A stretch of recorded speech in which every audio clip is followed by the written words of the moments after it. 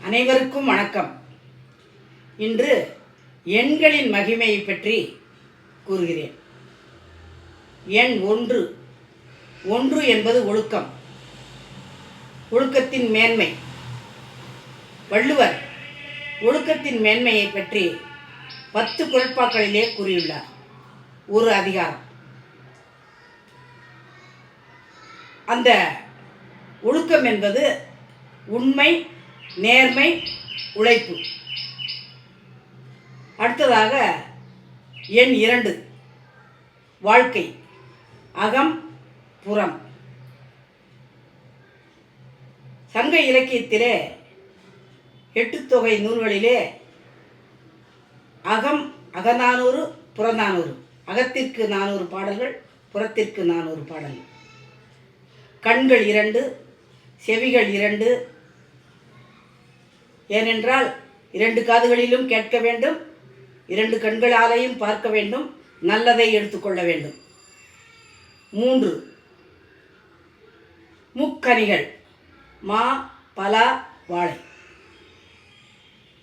முப்பெரும் தேவியர், சரஸ்வதி, லட்சுமி, பார்வதி.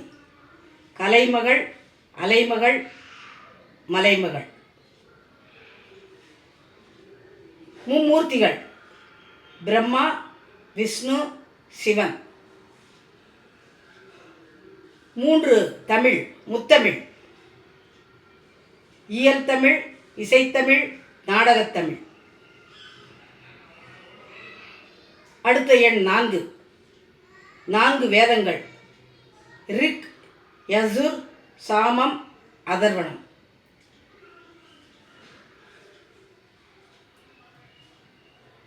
பாவகை, வெண்பா, ஆசிரியப்பா, கலிப்பா, வஞ்சிப்பா. சமயக்குறவர் 4. அப்பர், சுந்தரர், மாணிக்கவாசகர், திருஞான சம்பந்தர். ஐவகை 5 ஐவகை நிலங்கள், குறிஞ்சி, முல்லை, மருதம், நெய்தல், பாலை. 5 புலன்கள், அதாவது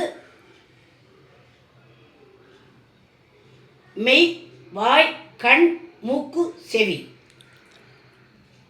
பஞ்சபூதங்கள்,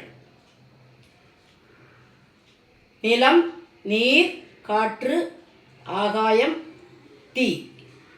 ஆக 5 எண்களை பற்றிய பெருமைகளை தெரிந்து கொள்ளுங்கள்.